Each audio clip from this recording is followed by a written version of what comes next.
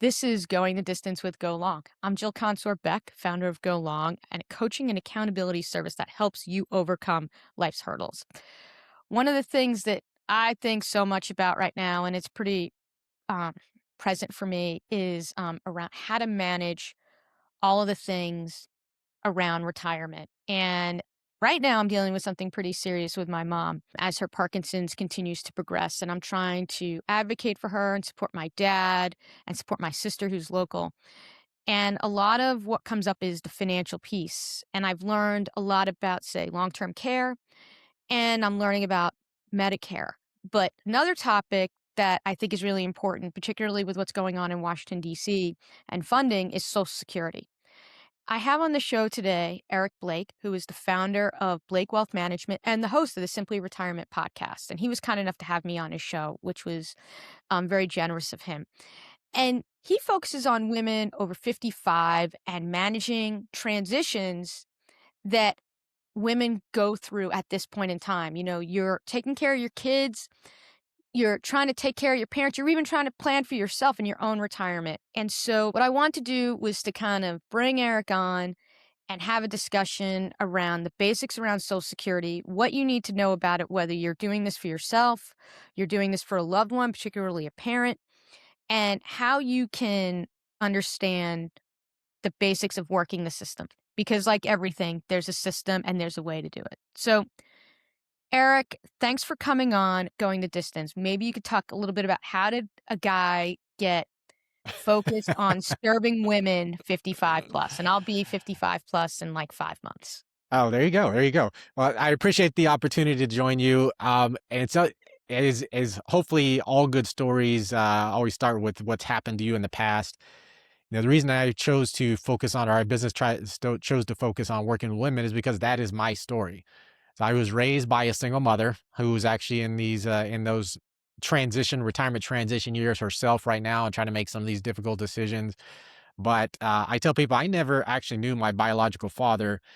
They divorced before I was, about a year and a half, 2 years old, something like that. And he chose for whatever reason not to be part of my life. So she did all the sacrificing. She gave me an amazing life. But part of that was also my grandparents being part of the picture. I was really close with my grandparents. And then my grandfather, the man I actually call daddy, because, when you're 2 years old and everybody around you is calling this man daddy, that's what you call him. So that was my grandfather. And he passed away when my grandmother was 62.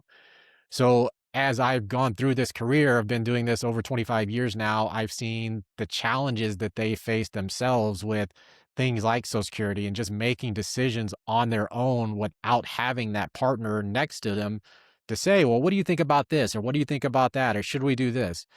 And that's really where I found my passion is being that trusted advisor that women can have somebody to walk along that path with them to say, hey, I need advice here. I need guidance here. I need to make these big decisions when it comes to Social Security or it comes to tax planning and retirement planning. Who do I turn to? And that's really what I wanted to be, is to be that those ears that women could rely on to say, hey, I'm challenged with this. What should I do? How do you think I ought to look at this? And that's really where it came from. And that's the podcast itself. That's what we're focused on as well. So I was really glad to have you on to share your wisdom as well and going through big transitions, because it's hard. It's a difficult thing to do, navigating the loss of a husband or even retirement itself. So that's my story. And I'm sticking to it. You're sticking to it. So the way I see it, right, you have two like major scenarios. There's the people who are planning. So let's say it's people in our age group who are in the sandwich generation right now, and they're planning and they're trying to think about how Social Security fits into the picture. But then Yeah. you have the other situation where all of a sudden you're in this oh shit moment. So right now I'm in that oh shit moment with my mom and trying to help out my dad, and you have to figure out things on the fly. So you're more reactive as opposed to being proactive. So before we get into any specifics, is there anything else that you want to that we need to be talking about? Well, I think specifically when it comes to Social Security, there's a lot. Social Security gets a bad name, and maybe rightfully so. But I think that also is important to understand what the reality is. So there's always the conversation about, well, Social Security is going to run dry by 2033, 2034, that it's going to just be bankrupt. And Yeah. that's not actually completely true. what actually happens is that it's a pay-as-you-go system, which means there's people putting money into the Social Security system through payroll deductions, through their payroll checks, and then there's money that's coming out as benefits. And ultimately, what's going to happen is by 2034, we've got all these baby boomers who are going to be taking money out and not putting money in. And it's ultimately going to get us to a point where if nothing gets done, if Congress does not act, about 81% of benefits will be able to continue to be paid. And so when you're really thinking about from a planning perspective, you're not going to lose benefits. If nothing gets done, they're going to reduce the benefits. But more likely than not, the same thing that happened back in 1983 is going to happen in 2033 or whenever it ends up being, and they're going to come to some solution, some resolution. But for our age demographic and people older than us, most likely they're not going to get impacted negatively by that. It's going to be more people that are currently in their 20s and 30s. So if you think about the last time we had one of these big situations in 1983, we were months away from the exact same scenario without I the didn't system running realize dry. that. Yeah. And so that's when the retirement age was extended to 67. So if you're born in 1960 or later, your full retirement age is 67, but it used to be 62 and 65, now 67. So if they do that same thing, or something similar to that, and they said, say they extend the age to 70, it's going to be implemented over a period of time. So that change itself, the raising of the retirement age to 67, happened over a 40-year time period. And so if we see those types of changes to solve the problem, most likely it's going to be impacting those people who are much younger than us. But if you just said, hey, I'm kind of conservative, I'd rather just plan on worst case scenario. Nobody likes to see this, or nobody really wants to do it. But if you said, hey, I'll just plan on a 20% reduction and build everything else around that. Build how much do I need to save? How much can I live on? Build around that adjustment, and then just try to move forward from there as best you can. So, okay, a lot there to kind of go through, but I think this is all really helpful because I wasn't even aware of that happening in Mhm. '83. So, and I love that you dispelled the myth that this hasn't happened before and that all Right. is not doom and gloom. I mean, basically, something has to give because right now we have more outflows than inflows, is essentially the concern. Yep. Now, if I'm trying to figure out, like for me, uh, we're kind of addressing our planning by assuming that there's not going to be any money from Social Security, which it sounds like it's the doomsday scenario, but then we'll be pleasantly surprised that there'll be some money in there. Now, do you get Social Security benefits for the rest of your life once you start claiming them? Yeah, and I think that's one of the things, again, I talked about Social Security getting such a bad rap, and again, maybe deservedly so. But what I would tell people, especially women, is that for many women, it is going to be the single source of lifetime guaranteed income that actually increases every year based on a cost of living adjustment. So whatever you think about Social Security, it's guaranteed as long as you live, and it's going to increase based on the cost of living. So you gotta take that. That's gotta be worth something, right? And you think Yeah, about, yeah, maybe of course it's worth something, but over a 30-year retirement, that might be $1 million+ depending on what your benefit is. I think you gotta take advantage of that. So if you regardless of what you think about Social Security, you wanna get every single dollar you deserve out of it. So that's where the planning comes in to say, okay, well, if I'm married, when should my spouse file for benefits? When should I file for benefits? How do I think about survivor benefits? Whichever the yes. higher earning spouses is, that's going to be the survivor benefit as well. Be prepared that one of those benefits is go away when one spouse passes away. So that's again back to the planning aspect. You got to understand how this works. Otherwise, you could really be caught off guard and have a significant reduction in income. If Social Security becomes your primary source of income, that's where it can really hurt when one of those benefits goes away. So I think Yeah, that again back to the planning piece. yeah, so that was one of the things I wanted to discuss with you in terms Mhm. of the survivorship. So let's say spouse passes away. What actually happens? Like, let's say it's myself and my husband, Mhm. right? And if I pass away, it sounds like my husband can't claim my benefits in addition to his benefits. That's where, again, back to understanding the rules and how this works. Right, So obviously, number one, it always comes down to when did the individual pass. Unfortunately, right. that's just going to be part of Yeah, the sure. equation. So if you've got two people who are maybe in their 70s and they both already filed, they're receiving their benefits, one spouse passes away, whichever of the larger benefits there is, that's the one that stays as the survivor benefit. One goes away, the larger benefit stays with the Mhm. surviving spouse. But if you're actually in your, let's say maybe you're in your 50, you're before neither of you have filed, Mhm. that's where it becomes really critical to understand the rules because if one spouse passes, let's say they pass in their late 50s, early 60s before starting benefits, the surviving spouse actually has the option or the potential option of switching benefits at some point. And so, for example, let's say I'll just say that we've got Jack and Jill. Let's say Jack's benefit is $3,000 a month and Jill's is $2,000 a month. Jack passes away when he's 60. What Jill can actually do is potentially, if since his benefit is the survivor, also going to be the survivor benefit, since it's the larger of the two, she could potentially say, "Well, I'm going to start my benefit at 62. I'm going to allow Jack's benefit to continue to grow, and then at 67, I'm going to switch Oh, okay. to that larger benefit." Now, you have to be very specific circumstances around how this works. But let's say it's the opposite case, and maybe Jill's benefit is $3,000 a month, and Jack's was 2,000. She could even start his as early as age 60, and then allow her own to delay until age 70. And so again, that's really where understanding the ages and the filing requirements and the filing rules come into play, is because if you're thinking about how do I maximize my lifetime income, it's all about the timing and understanding what your filing strategies are. So, does Social Security count as income for income tax purposes? Yes, in most cases it does. Okay, So this is again where they try to make this as complex as possible. of course. So how to determine how much of your Social Security is taxed is based on something called provisional income. Okay. Provisional income is your adjusted gross income. So think of it about all your other income sources like your IRA distributions or maybe work, whatever income you have, plus half of your Social Security, plus any tax exempt interest that you might be receiving for something maybe like a municipal bond fund or municipal bonds or something like that. So you take all that, you add all up, and depending on how much other income you have, that determines how much of your Social Security is going to get taxed. So, what if you have like proceeds from like, your savings, like, your portfolio? Does that figure into the calculus as well? It depends on what type of portfolio we're talking about. So let's say if it's an IRA and you're taking money out of your IRA account as a taxable distribution, it counts. Mhm. If you're taking money out of an after tax or maybe a brokerage account, Mhm. it counts to the extent of gains that you might have. So if let's say I bought a stock for I've spent $100,000, bought a stock, and now it's worth $150,000. Well, if I sell that stock, that's $50,000 in taxable gains. That counts.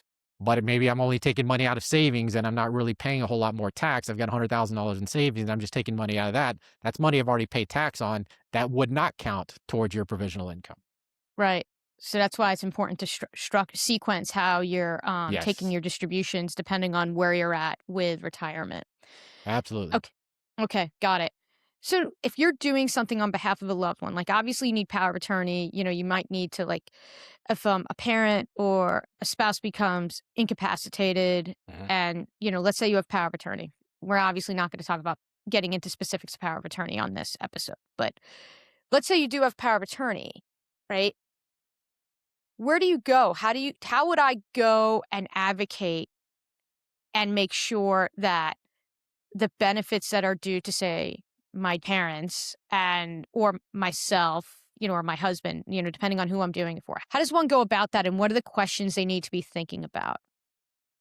Well, so there's a couple of different aspects you want to think about. So that's not necessarily going to change your income situation, what money's coming in, right? So Social Mhm. Security itself doesn't necessarily get impacted. It's the access to the accounts to pay bills, to do the things that need to Yes. get done that does matter. So that's where making sure you have the right documents in place. You have the durable power of attorney to make financial decisions for your parent, for your husband, for your spouse, for whoever it is that it might be. And then you've also got the medical power of attorney. Who's going to make these Right. medical decisions if they're not in the position to do that? Yep. So that's really the key there, is making sure you have the right documents in place to make the decisions that your loved one can't make. Beyond Right. that, again, that doesn't necessarily itself impact Social Security. Now that's just a matter of having access to the resources that are needed. Then we start getting into things like, if we're talking about true advocacy of, hey, my parent is going, like in your case, obviously your mom's Yeah. going through these challenges. Yeah. Part of it is just an awareness and knowledge of, hey, I just don't understand what this doctor's saying. or what needs to Right. get done or what treatment needs to get played. That's where you're really starting to talk about what other resources are out there. Patient advocates, people who know this stuff, who that's what they do on a daily basis. So they're where they can actually come in and sit on your side of the table and say, let them ask the questions, let them be there. Now, actually, it's not free, but you think about how much money that could save you to have the right person on your side of the table versus what it might cost you to not have that person. Yeah, and I mean, also get the most for your benefits, right? Hmm. Like, if you've we're doing that with my parents' long-term care, like, they've paid in a Right. lot over the past, whatever, 30 years, and we're trying to make sure that, hey, that they're getting their money's worth, for lack of a better way Mhm. of putting it. They've paid those premiums for so long that we wanna make sure we get the maximum benefit to help my mom and also help my dad for that matter. So let's say we have this sudden situation. We have the power of we have the powers of attorney in place. Let's just assume that. Mhm. And also I should just say this is not a fiduciary relationship on this episode that this is informational purposes only, and you can reach out to Eric to establish a fiduciary relationship if you'd like. And I am not a licensed broker dealer or advisor of any of that kind. So this is all for informational purposes. Okay. All that aside with the disclaimers. What is it that if all of a sudden someone in the sandwich generation, the woman 55, is thrust into this situation and she's trying to get a handle on making sure that the benefits are being sent so that she could pay the bills and everything like that? Like, does she have to call the Social Security agency to put, and I'm using female because it's tradition, it's stereotypical that the woman's involved in doing the caretaking. So does she have to call Social Security and being like, "Hey, I'm invoking power of attorney because, my mom's not well, and I have to make sure that, like, her check is getting sent to me so I can pay her bills." Like, how do those mechanics work? So there's going to be a few pieces of that you want to pick. So there's something called representative payees, and that means, hey, I need this check to be paid to someone else. Now, it really, again, depends on the circumstances, and then there's so many different variables that we could come up with all kinds of what if scenarios here. Yeah, So sure. again, I think the biggest thing is you got to know that okay, if the benefit is being paid to their bank account, as long as the bank account has not necessarily changed, and you've got the appropriate access to that bank account to help pay bills, there may not necessarily be anything else that needs to get done. Right. If there is a point where, okay, where I've got to truly take over everything, that's where maybe that representative payee option comes into play.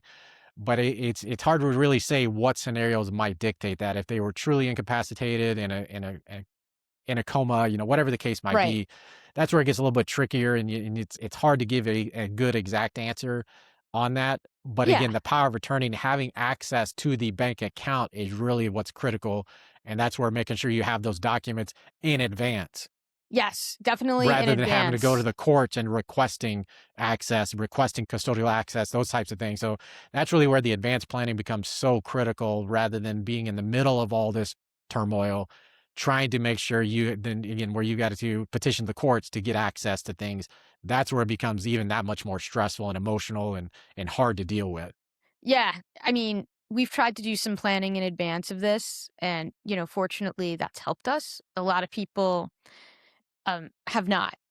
And I think that I want to make sure that if anyone's listening here who hasn't done that, there's still things you can do. And even if something does go terribly wrong with a loved one, there's probably certain things that you can do immediately to kind of make this process less painful than what you're already going through. So if, let's say, we're in a situation where someone is like, I didn't do that document, they didn't put those powers of attorneys in place and they didn't know where the accounts are. How do you counsel someone in terms of trying to figure out, like, it's almost like peeling the onion, right? Where you're just trying to figure out, okay, do you know where the checking account is? Like, where do you start? Where would you advise someone? That's really where communication has to start with. Right. Ideally, again, if you're in the situation, you've been kind of been thrust in the situation and you really don't know, Yeah. there's really not a lot of great things to do because you got to understand that there's going to be security information or security limitations Right. that you can't. That's where again, ultimately, you may have to petition the court to get access to these things. That's why the advanced planning is so Yeah. critical. And so that's where you got to say, okay, if I've got to go in and I've got to analyze documents, I've got to figure out, okay, try to figure out where everything is kept. Back to the pre planning, you got to be willing to have those conversations. I know they're not always easy. Nobody really wants to talk about dying or being incapacitated or any of these things, But you gotta have those conversations to say, "Well, where are your documents? Where are your who are the people?" And that's where we end up playing such a big role even as a financial advisor when things happen, where a lot of times we're one of the first calls that gets made. Right. I need to know what's going on. And even us, we have to be careful about what we can communicate, so we have something called, like, a trusted contact, where we Hmm. actually have that on file that says, "Here's the person, if we can't reach our client, Right. who is it that we can reach out to say, 'Hey, is everything okay?'" But it comes down to that. It's really challenging if you don't have those documents in place right off the bat, because if you don't know where everything's at, then it basically you become a private investigator. Yeah, yeah, and I mean, and I guess the question I have is like, where would someone start if they're in that situation? So if you're starting to be, if you have to be that PI, Yep. right? Where would you even start to kind of get the biggest bang for the buck in terms of getting the ball moving? You gotta start with a file. You gotta start going through whatever files that you might have access to. Might you know where those files might be? And that's really the Hmm. only other thing you can do. And then other than that, consulting attorney, trying to find out where their bank accounts are located. It depends on to what extent you lack information, really. Right. So I think that's really the key is how much do you know? How much do you not know? And are you really starting from the basics? I just don't know anything. Then you start looking at again, you gotta start at the home. But if you know who their professionals are, and that even if they're not willing to necessarily share when they're not incapacitated, if they're not really willing to share much, find out who are the people and who are the professionals in your life. Who's your CPA? Who's your financial advisor? Who's your insurance agent? Asking those questions, try to have some idea of where those people are. How do I reach them? That's really the place I would suggest starting. Yeah, I think that that's good. At least if you know who their CPA is, you could Mhm. see about like how you can get their tax return and everything else to at least start to figure out where you have to start looking at where they may have assets and, Right. Well, what they're tax claiming. return is always a great place to get information. You can get a Yeah. lot of information from a tax return. You can see if they're getting dividends or they're getting interest, what their income sources are. All that becomes really valuable as you start trying to track down. And then if you have to look at the schedules and see if they're getting dividends and interest, where is it coming from? Which institutions is it coming from? And again, it really depends on how big of an information gap that you have. Yeah. Yeah, for sure. So, okay. So let's shift gears to you got someone even in their late 30s, early 40s, right? Even though I know you focus on 55 plus, but I'm sure for you the dream would be that people start this process sooner than 55 plus in terms of getting all this documentation in place, whether it's for themselves or for their parents. So, if you were advising someone and said like, "Hey, I'm turning 40 and I need to get my stuff together." Where would you tell them to start in terms of doing that strategic planning and that sequencing to make sure that everything's in place so that when the time comes, they could just rock and roll? Well, I think you might find this answer interesting. One of the things I tell people all the time is that when you bring up us focusing on women over 55, we're very good at it. I'm just going to say I'm very confident in my ability to advise women over 55 who have gone through a transition. They've lost a husband, they've gotten divorced. Retirement income planning and how do we start taking money out of these different accounts and how do we make decisions on Social Security? That's a completely different conversation and even a different skill set, in my opinion, for financial advisors than the individual you're talking about. Mhm. So someone in their 40s who's making decisions on, well, yeah, I've got younger kids and I'm trying to save for college. I'm trying to plan for a college education. I'm trying to make sure I've got enough life insurance. I do actually want to make sure I've got my estate planning documents in place. Who's going to take over guardianship of my children if something does happen to me? Those are different conversations. So if you are looking for guidance, looking for advice, I'm probably not the right advisor for you. Right. Doesn't Okay, mean I fair don't know enough. that stuff. I doesn't mean Right. I don't know those things, but that's not what I do on a day-to-day basis. So I tell people all the time, ask the right questions. Who do you work with? Who do you specialize in as a financial advisor? Who can I talk to? What other clients are in my similar situation that I might be able to talk to and say, "Hey, how's this relationship gone for you so far? What's been the positives for you?" If you're looking for financial guidance, find the right financial advisor for you based on your circumstances.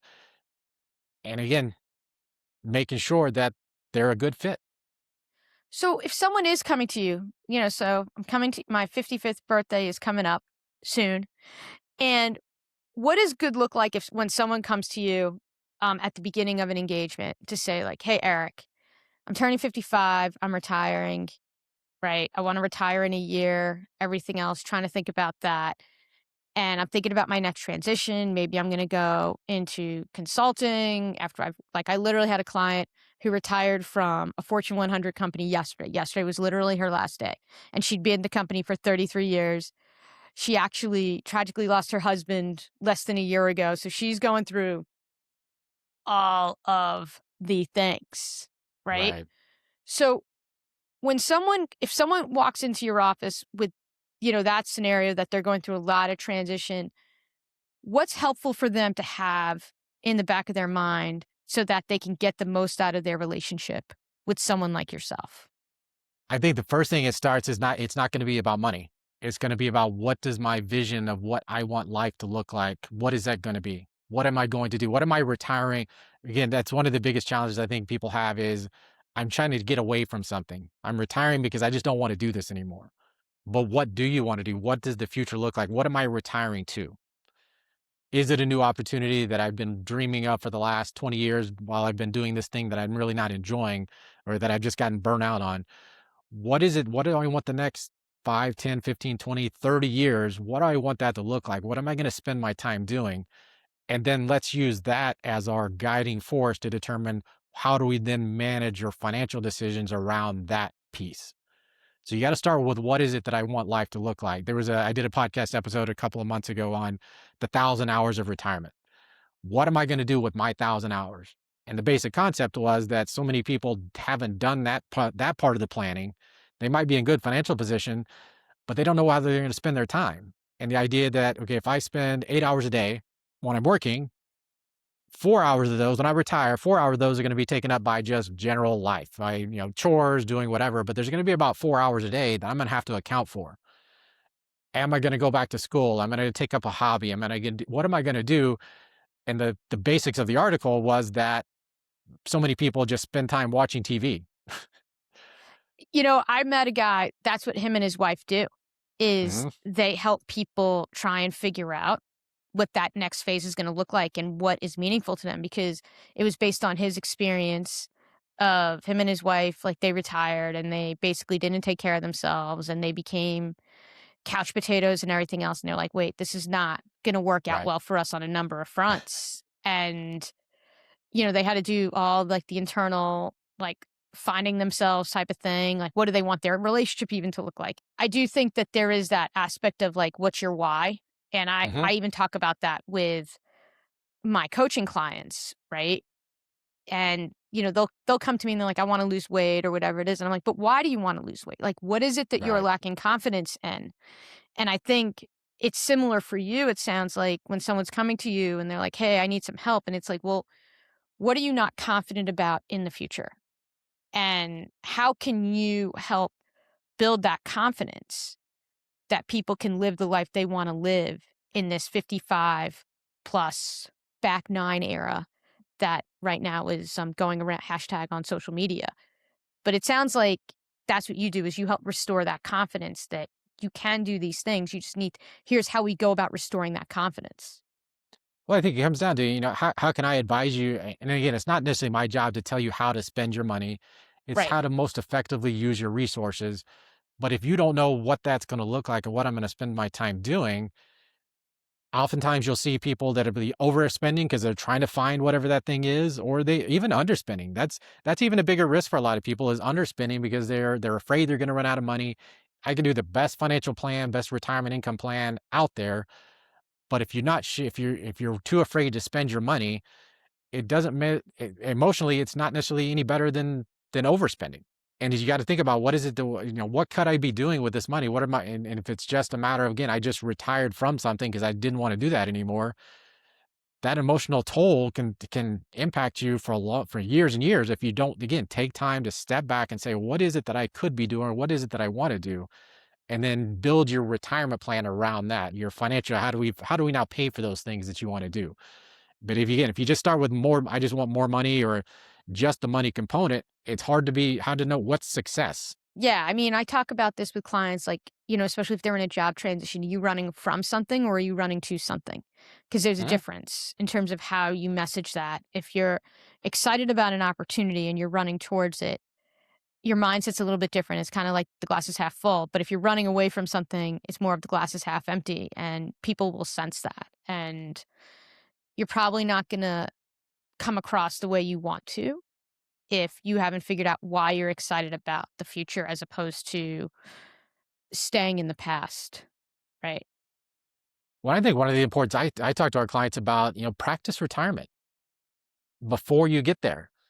Practice retirement. Tell me more. If you're going to retire at 65 and you're 62, start thinking about number one, from a financial perspective, say, okay, if one of the things you'll see sometimes is saying, well, we're living on $150,000 a year, but, I think we could probably get by on 5,000 a month when we retire. Oh yeah, let's see how's that going to work out for you. Let's make sure that that's realistic. And so that would be financially say, okay, practicing. Can we live on $5,000 a month?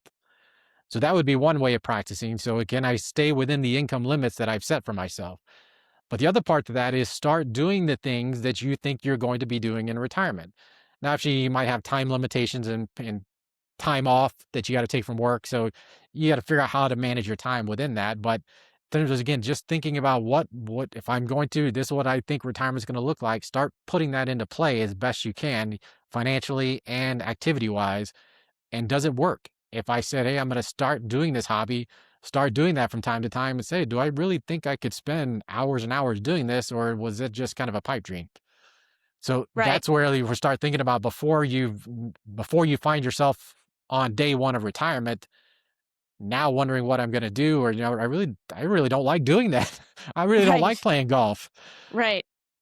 But start practicing within a couple of years, both financially and activity wise, the things you want to do, start practicing and see if it's really gonna fit. If it's again, because many people, and I use this statistic a lot and saying, okay, if you're a healthy couple, retires at 62, pretty good chance one or the other is gonna live into their 90s. Yeah. So if you have a 30-year retirement, what are you going to be doing during that time? Other than sitting around watching Fox News or CNN or whatever it is you might be watching, who knows? But is that really the life you were expecting for the next 30 years? Yeah. Now, one thing before we kinda close up, I wanna talk about, like, there's the whole gray divorce thing. Mhm. Like, so you have the women in their 50s and even in their 60s, getting divorced and everything else. Or you have someone who's never gotten married. Are there any things that you want women in that demographic to think about as, they're solo, they're not partnered up? What would you say that they should be thinking about? I think actually to some degree you got to think about the timing of this. Are we talking, after the divorce or before the divorce? I would say first of all, let's start with before divorce. Be a part of the conversations. Our industry, the financial services industries, financial advisors specifically, have done a terrible job when it comes to women and requiring them to be part of the conversation. And ultimately, what happens is if the advisor's not speaking to the woman, or the woman's not given a chance to speak her mind or share her goals and her concerns, that's a negative. And you end Right. up saying, okay, when the divorce happens, I unfortunately we had a case. Lady reached out to us towards the end of last year, getting divorced, going to happen relatively soon. They had been married for 20 years. Her exact quote was, "He's had a financial advisor since we've been married. I've never talked to this guy."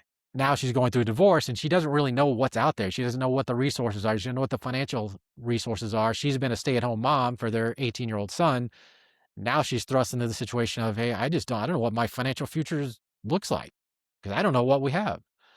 And so that would be the first thing I would say is make sure you're part of those conversations. And if the financial advisor is not looking at you when you ask a question, or you just feel dismissed in any way, it's time to find another financial advisor. Okay. Beyond that, if you're saying, okay, if I've gone through divorce, one of the things that I feel like we are very good at is helping put those pieces back together. So, unfortunately, when you think about if it's gray divorce, you're getting divorced in your 50s, you've been married for the last 20, 25, 30 years, whatever it's been, the view you've had of retirement over the last 20, 30 years has now completely changed. Right. How do we start putting those pieces back together so you can still live the retirement that you deserve? Right. And that again gets back to understanding some of these different financial concepts, understanding what the Social Security implications are after a divorce. Were you a stay at home parent?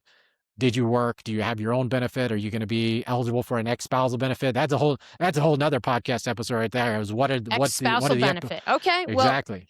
but a lot of times just putting that out there for Mhm. someone could be enough to be like, "Hey, I didn't know that was a thing." Like, for example, from my parents, I didn't know that my dad could get something from my mom through the VA. Uh-huh. Someone just mentioned it in passing, and then I took it and ran with it. So, I mean, for anyone who's listening, who may be divorced or or in the process of it, there is such a thing as an ex-spousal benefit that you can Right. probably look up and talk to Well, your advisor here about. really key, real quick. 10 years or more. If you're married for at least 10 years, but now divorced, you may be eligible for not only ex spousal benefits while he's still alive, while the spouse is still alive, you might actually be eligible for ex spouse survivor benefits when he passes away All if the right. marriage lasted at least 10 years. So if you have not, and any of the other, and what's interesting is a lot of these, sometimes you think about these marriages that ended many years ago. They might Yeah. have been married for 10 or more years, but divorced 20 years ago. Not thinking about, you might not want to have anything to do with this person, but if you're eligible for income, for benefits, take advantage of it. Yeah, I mean, And I think so in that situation, do you have to contact your ex, or if you have the divorce decree, can you just go to Social Security and be like, "Hey, that marriage certificate, divorce decree to prove that obviously the yeah, marriage was in existence, that it lasted at least 10 years, that's basically all that that's you all you need need." to So you show don't even have to proof. Yeah. contact your ex. No, not at all. Yeah, in many cases, you probably wouldn't want to. But Yeah, again, that's depends what I on if mean. you, Like, so that's good. right. So that depends on if they're living or if they're deceased. Now, actually, you would want to know that Yeah. at the time you're exploring these options. But what's actually interesting is that for spousal benefits, if the husband and wife are still married, to qualify for spousal benefits, the higher earning spouse has to have already filed. So if Hmm. the husband was the higher earning spouse, he must have filed for benefits before the lower earning spouse can file for spousal benefits. Okay. That's not the case for divorce benefits.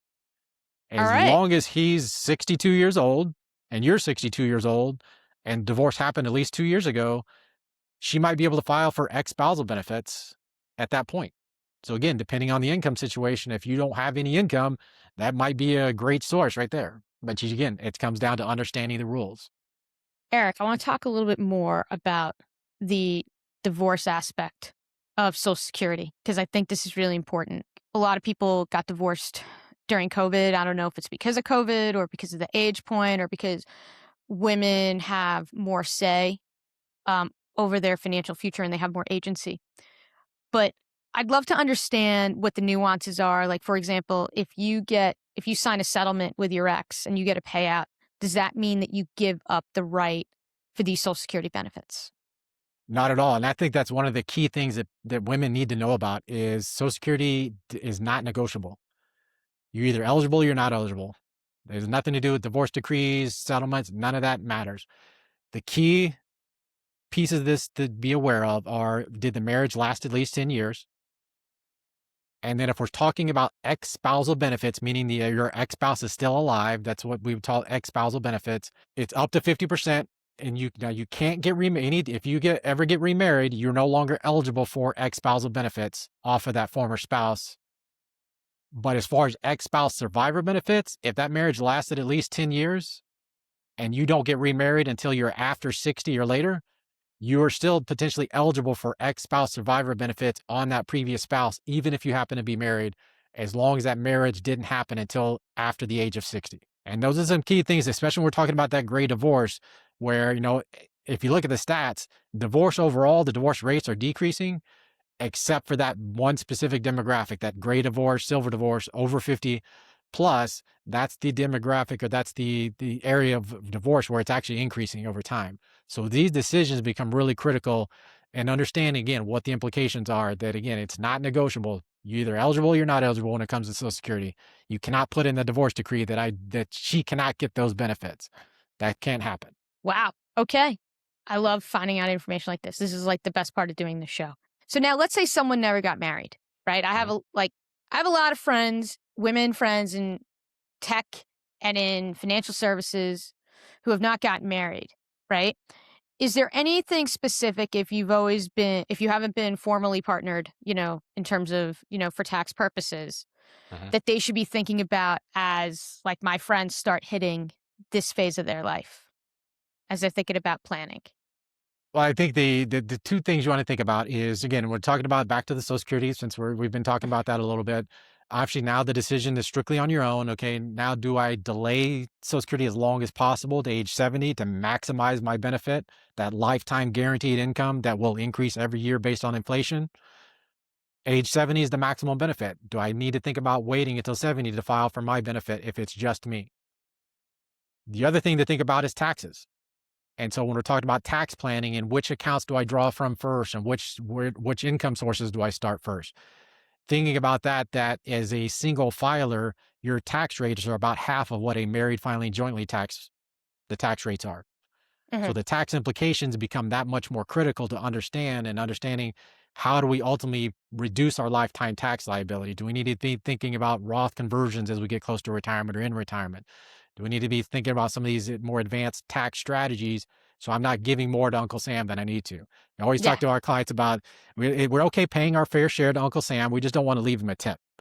Yeah. And that becomes a little more challenging when we talk about an individual versus a married couple sometimes. Okay. That's good to know.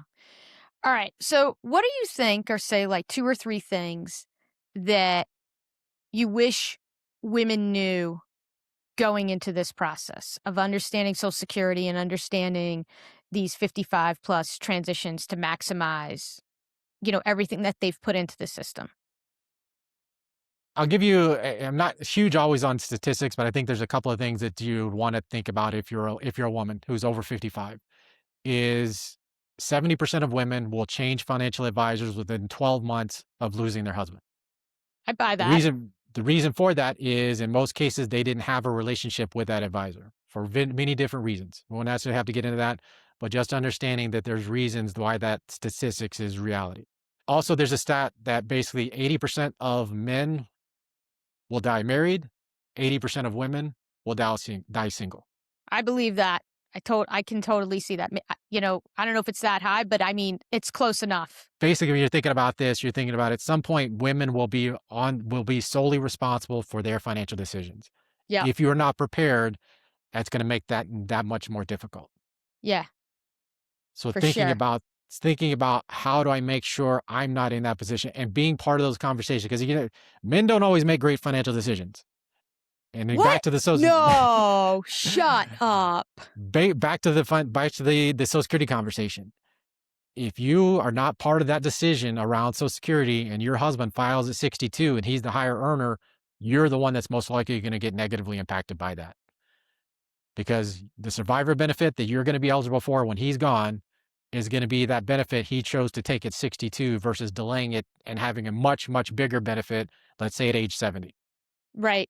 So that would be the biggest thing I would say is be part of those conversations, have input, take your seat at the table, make sure you are having those conversations with the financial advisor and that you're part of making these big critical decisions because you are the one that's going to be most negatively impacted if you're not. Okay. All right. Anything else you think that women, in that like mid 50s demographic that you wish that they knew? Not all financial advisors are the same. Yes. Again, back to that 70% stat. In the financial services industry, there's this big conversation going on right now about the great wealth transfer. That over the next 5 years or so, there's going to be trillions of dollars passing into the hands of women. Yes. Part of that is because baby boomers, as the husband passes away, women are going to be inheriting those dollars. Some of it is baby boomers pass away, the children are going to be inheriting those dollars. Any number of reasons.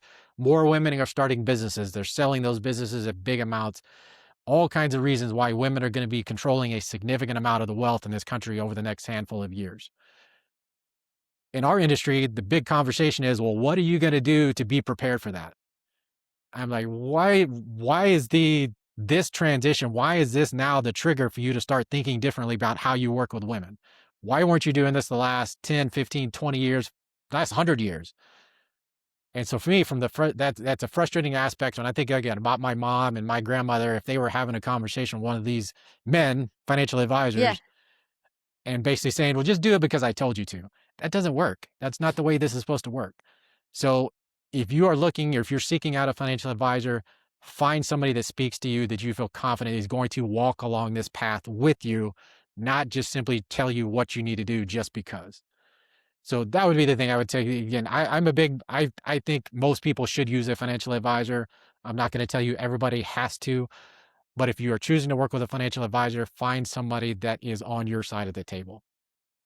Yeah. Yeah. I mean, all that I can believe. I mean, you see it even like in fitness, Mhm. where a lot of times personal trainers are 25-year-old white guys who are trying to train women over 40. And I think we know why financial advisors are now thinking about this great wealth transfer. And it's because there's money to be made in it. It's kind of like the menopause market, right? That's like a multi-billion-dollar industry of just shit telling women what's wrong with them.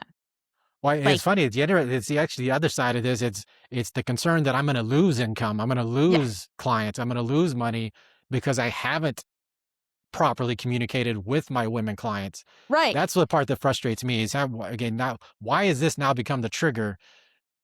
The fact that you're risking income, you're risking money. Now I've got to change my processes. I got to be more communicative. Yeah, I'm like, what? Get Yeah, away, yeah. get I out of mean, here it's with just that. that there's a financial incentive why someone needs to care. So there's now a Yeah, financial incentive why all of these supplement companies and all these drug companies care about women. It's because they realize that there's an untapped market, or right. in some of your peers' cases, they can lose some income generating activity. Yeah, So, all right, Eric, I've really enjoyed this conversation. I appreciate all of your technical advice. I'm sure there's a lot more we can get into, but I really like. There's definitely a couple of nuggets here that I think people can take away. awesome. Particularly going back to the fact of like what happened 50 years ago with Social Security and changing the retirement age, and how that's Hmm. going to probably be more of a thing that comes up for this next inflection point in whatever 6 7 years, right? When supposedly Social Security is supposed to run out. So I think that that's Hmm. really good for people to understand. I want to thank Eric for being on here. He is the founder of Blake Wealth Management and hope of the Simply Retirement podcast. And he focuses on women 55 plus. And helping us manage our transitions is something he's very passionate about and he's got a lifelong passion of. Eric, where can people find you? So the best place to reach us is at our website for our wealth management business is blakewealthmanagement.com. And if you are interested in checking out the podcast, the Simply Retirement podcast, where we focus on topics specifically for women over 55, is the simplyretirementpodcast.com. You're also on LinkedIn too, right? LinkedIn quite a bit. Yeah, I'm on Yeah. LinkedIn. Any other socials? We're on all the socials. So Facebook, pretty much if you Eric Blake CFP is where you'll find most of us, whether it's on LinkedIn, Facebook, Instagram, all that fun stuff. Going the Absolutely. Distance with Go Long. It is produced by John Richardson, and I'm really thankful for his help. I am Jill Consor Beck, founder of Go Long, coaching and accountability service that helps you live your best life. So with that, remember it's your life. Go the distance, go long.